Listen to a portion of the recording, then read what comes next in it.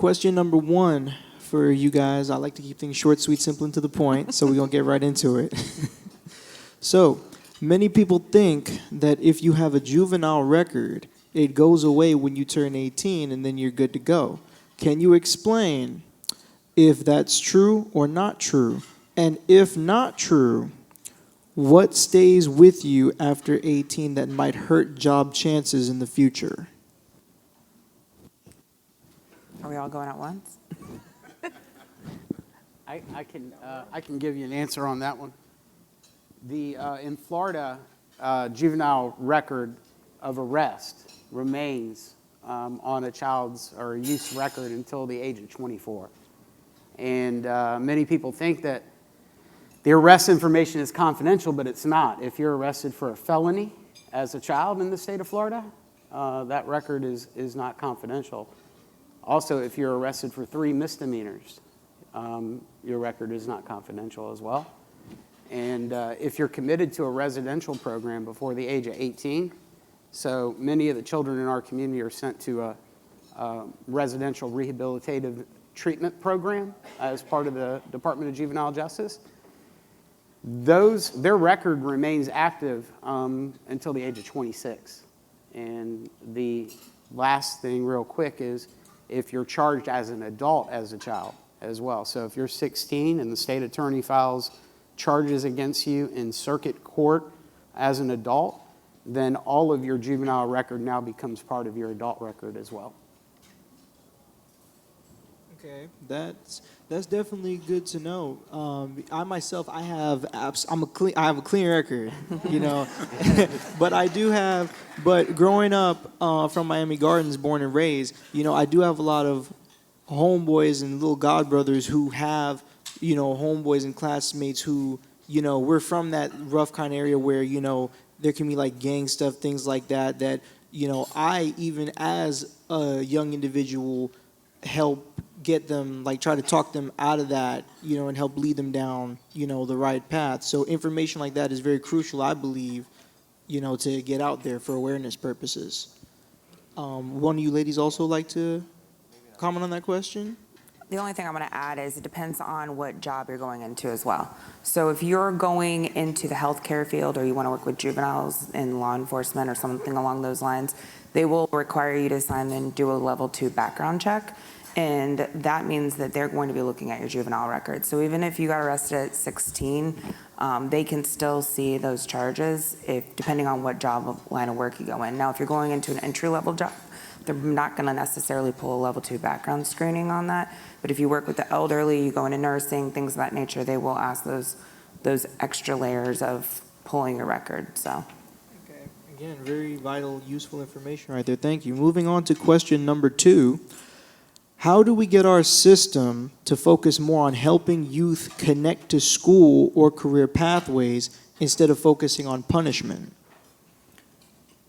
I can tell you right now in the department, we work with kids that are in commitment programs. It's the high-risk kids, and they're trending that way, at least from the department side.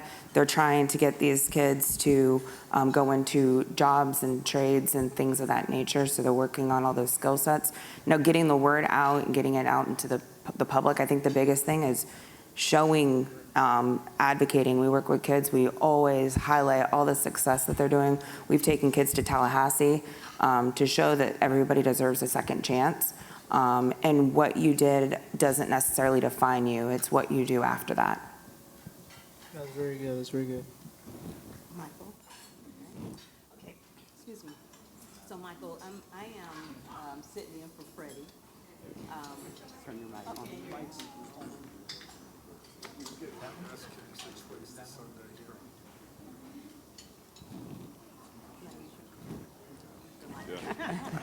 Thank you so much. So, Michael, that's a good question. And at the Skill Center Collaborative, we are the conveners of what we strive to be are the conveners of information and resources. To go back to your first question and kind of add in your second, as a young person, trying to understand, maneuver, navigate, and just learn information that could put you in a better situation, right? At the collaborative, what we really are trying to do is bring systems, corporations, foundations, other youth-serving organizations together to be the resource, the one-stop, in a sense, of all things for young people, middle school, high school, and young adults. And by doing that, what we're really trying to do is to empower young people, to give them the information that they can take and make the best decision for themselves in that sense. So to your second question, when you said, like, how can we deter or not make, how can we make it more positive than more punitive, right? Yeah. And I think for us is to create the environment in which young people would like to come, a place that's designed strictly for them, right? And that's what we've created at the Skills Center. It's just that. And then it is through our partnerships of us, the adults, in a sense, looking out into our community, seeing what assets we have, and to bring it to bear on upward economic mobility for young people. Our goal is to help young people thrive in school, have healthy bodies, healthy minds, and be ready for work.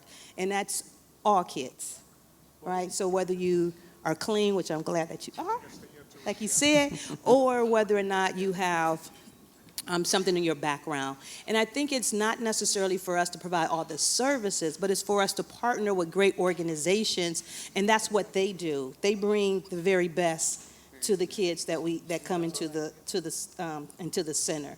So the environment, caring adults, I think that is great. And I think one other thing that sometimes we miss in this youth development field is a very intentional focus on that particular child. What does Michael need at this moment in his life, right? Versus putting Michael into something where everyone gets everything. But what is it that Michael needs? So if we can have a very intentional focus, I think we could help move kids along the pathway or the career pathway, just a pathway of becoming an adult, right? And making their own decisions and being prepared to do so.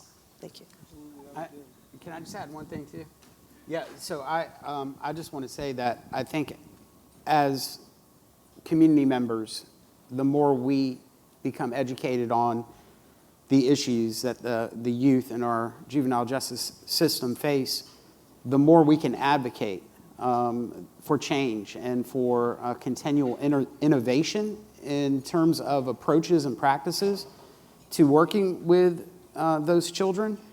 Because quite frankly, I mean, the department is very innovative, the Department of Juvenile Justice, and I mean, you know, their focus on rehabilitation and treatment is really remarkable.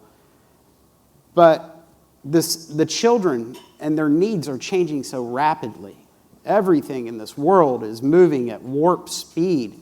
And so if you try to implement an approach, right, that focuses more on diversion and moving children through the system without them falling deeper into the system, by the time you design the program and implement it, it's almost like a computer. It's outdated already, right? So we have to be very flexible and nimble in terms of collaborating with organizations like the Skills Center and having more programs like Project Bridge that really are focused on the individual needs of each child. It's not a one-size-fits-all solution, because every child presents with individual needs, individual risks, individual talents, strengths, and so you really can't just design programming that you're going to shove every child into the same program. So we have to really, as a state and as a community, really focus on innovation and continuing to develop programs like Sail Future and supporting those things. If we had more programs like the Skills Center and the others that you've probably seen here at this conference, that's what the youth of today are responding to. And in 10 years, that's going to be completely different as well. So we can all be advocates for continual innovation and change.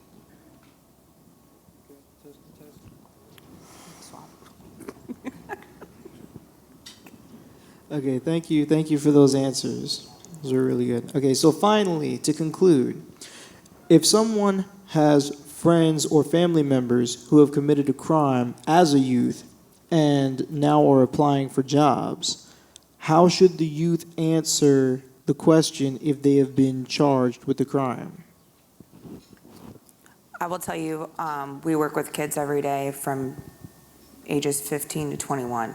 And that's a tricky question because every application is worded differently.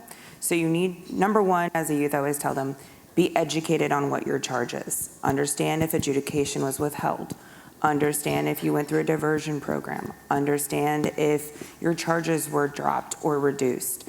That is all going to play a role on how you answer the next question. On a lot of applications, they'll ask if you've ever been arrested, but then the next one was adjudication withheld.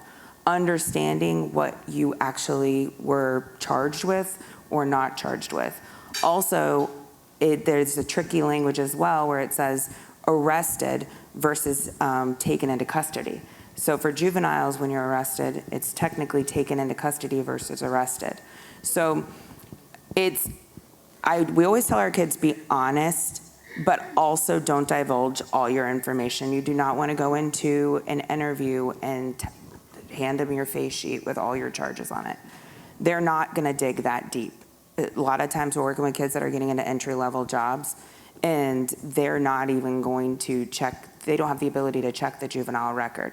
So if you're 18 and you've never been arrested, then it's possible that you want to be more forefront. But we work with kids from all walks. We just kind of decide based on what it is, how they're going to answer and help them walk through that process.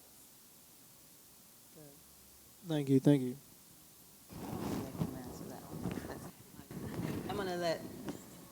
Yeah, and you know, also, that's one of the things that hopefully, as the world changes, the check the box, have you ever been, you know, arrested or charged or whatever on employment applications, I think that's something that we, as a community, can advocate, you know, for changes along those lines as well. And I'm hopeful, you know, as the unemployment levels dropped and struggles to hire people in different tasks in the job market have kind of compressed, that employers will move more in that direction as well. But obviously, you know, the question can be tricky, and luckily there's programs like Project Bridge that help walk children through those things as well when they're looking for a job. Sorry. Well, thank you three very much. That pretty much concludes that. Thank you. You did great.